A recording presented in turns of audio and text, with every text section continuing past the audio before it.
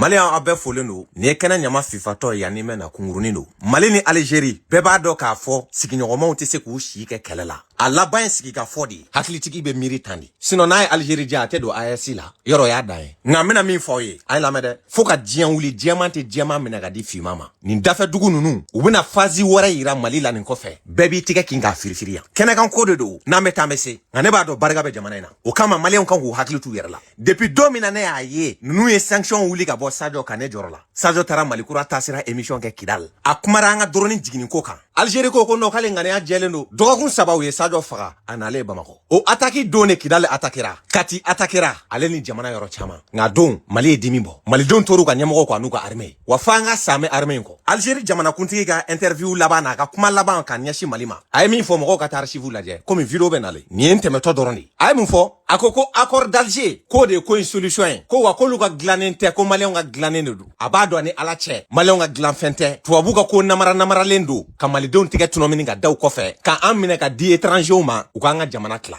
sinon dɔrɔni ko t'a la misɛman ya mɔgɔ min y'i k'ale ŋaniya jɛlen do dɔgɔkun 3 dɔrɔn a m'an dɛmɛ renseignement na a m'an dɛmɛ armement na an yɛrɛ k'an ka kunnafoni sɔrɔ an yɛrɛ ye a wagati drone akensi 2 de tun bɛ Mali bolo kelen tun bɛ Sévaré kelen tun bɛ Gao ta in de wulila k'i kun ɲɛsin Algérie frontière ma ani Mali a don y'a sɔrɔ terroristes ka ɲɛmɔgɔ baw bɛ ɲɔgɔn ye la Yagagali nana don mobili min na mobili bɔra yɔrɔ jɔn ka don réunion kɛyɔrɔ la jamana jumɛn kun plaque kun b'a kan drone ni munition seki ne wulila o don Mali kun bɛ ninnu sɔrɔ Yag kun tɛ bɔ a la mɔgɔ wɛrɛ minnu kun b'a la olu kun tɛ bɔ a la mais Algérie bɛna mun kɛ a m'i sarana mais en tant que sigiɲɔgɔn ɲuman i kan ka weleli kɛ a karisa aw ka appareil dɔ y'an ka espace violé u m'o kɛrɛ an n'u tɛ kɛlɛ la foyi drone akensi miliyari joli dollar la k'a lajigin ka tila ka galon tigɛ k'olu y'a lajigin u yɛrɛ ka espace kan Mali bɔra n'a ka dalilu ye Algérie ko k'ale tilala ka baara la ko dalilu ko bɛɛ denmisɛnninya de olu ka baara kɛ ka ban a banna Mali ko o tuma la an ka ɲɔgɔn sɔrɔ diɲɛ kiiriso bonbaw la Algérie ko k'ale tɛ taa fan si fɛ drone lajiginni tɛ bilahi ala y'o caman nɔgɔya Mali ye bi mais cible mun ne drone wulila o kama cible verrouillé kɔfɛ Algérie de cible tilanna wa hali sini Algérie de b'o cible kelen k'o kɔkɔrɔma dun maliyɛnw ma jɛman faamu hali bi Yagi kunkolo tɛ prix la maliyɛnw bolo wa ninnu b'a yɔrɔ dɔn ka tɛmɛ diɲɛ bɛɛ kan barisa a ka fɛn bɛɛ bɛ kɛ ninnu de fɛ yen nka o t'a yɔrɔ de fɔ an ye Algérie ni Mali a bɛna fɔ den ni fa Algérie b'a la ka Mali denmisɛnninya minɛ de quoi a bɛna fɔ denkɛrɛnin n'i ye tigɛ da kulo kɔrɔ k'a bugɔ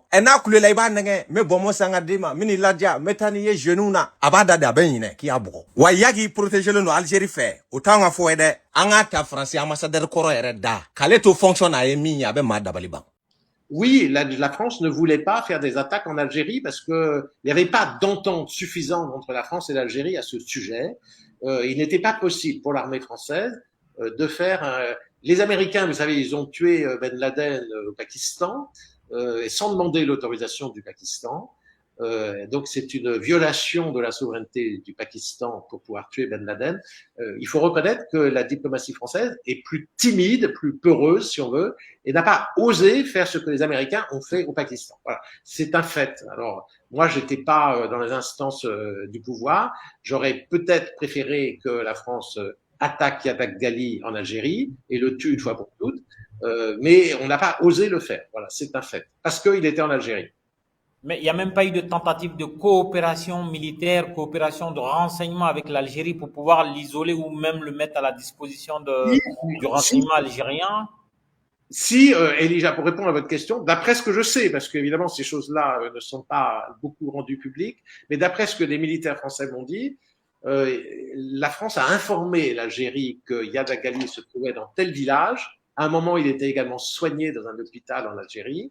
Et l'Algérie n'a pas réagi à cela. Voilà. Et donc l'Algérie l'a laissé en fait là où il était. Ça c'est un fait. D'où l'idée qu'il est protégé, peut-être pas par les autorités à Alger, parce que est-ce que les autorités à Alger contrôlent totalement les services spéciaux algériens et les généraux qui sont dans la région du sud de l'Algérie? C'est aussi une question qui se pose, n'est-ce pas? L'Algérie n'est pas forcément non plus un État où vous appuyez sur un bouton et à l'autre bout du territoire, les ordres sont exécutés. Tout ceci est assez compliqué. On est bien fait. Kidal be goshi domina. Force sugu bela jele. Laben sugu bela jele. Blende sugu bela jele. Droni sugu bela jele. U bora yoro jonku nyashi Kidal ma. Mani sigi nyogo mesega kele. Ma obe kuna funu ndi nyogo ma de. Karsa prepare anye jamado na toy. U kunya shino no auma. Al na obe kele la. Ngani ya jele no. O te fen tiene. Olu yere u deme. A kele preparation na. Kidal be attaqué domina a kun dabora kama de ko ka Mali bi wa o done Sadio Kamara fagara a ko ni biche ni manunu ma fo ko Mali hinabula u ma condoléance ka u ma foike wa doni biche attaque fɛn fɛn kɛra u ma condoléance ka shila o ba yira ka fo a jaru ye même min kɛra dɔgɔkun kono a bele so taru furakɛ yɔrɔ jumɛn Mauritanie Algérie de do o misali masiruma jumɛn ne ka kuma tɛ sur chef d'état-major yɛrɛ de a fɔ télé la a ko minɛ min bɛ jugu bolo ko jamana wɛrɛw de b'a d'u ma k'u kɔni caman tiɲɛ a minɛnw na k'ale t'a fɔ k'u tɛ dɔwɛrɛ kɛ dɛ ça c'est très important ko mais k'u kɔni ka minɛnw tiɲɛ cela veut dire que munu bolila ka bɔ u b'u labɛn tuguni kana u dun tɛ minɛn dilan dafɛ dugu minnu fɛnɛ b'a d'u ma olu fɛnɛ tɛ minɛn dilan nka nin bɛɛ kɔfɛ i bɛna mun ye kɔrɔkɛ kɔrɔba yɛrɛ de tigɛ bɛ ko in kɔfɛ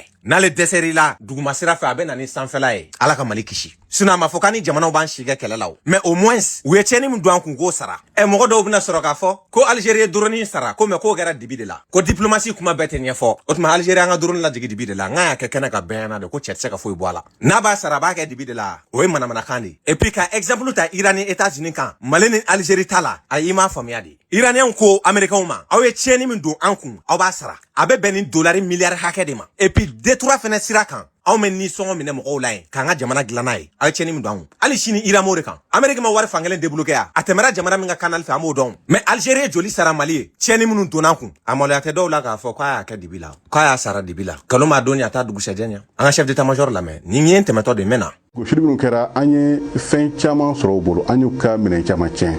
tiɲɛ don an ka fana ka mɔgɔ dɔw tora la nka tiɲɛni min donna o kun o ni an ta tɛ sanga fiyewu donc a bɛna yɛlɛma don a la parce que fanga min tun bɛ u bolo ni u bɛ se k'a fɔ k'u bɛ an kɛlɛ caman bɔra o fanga la n m'a fɔ k'a fɔ k'u tɛ se ka dɔwɛrɛ sɔrɔ parce que jamana dɔw bɛ k'u dɛmɛ nka a tɛna nɔgɔya n m'a fɔ k'a fɔ k'u tɛ se ka dɔwɛrɛ sɔrɔ parce que jamana dɔw bɛ k'u dɛmɛ nka a tɛna nɔgɔya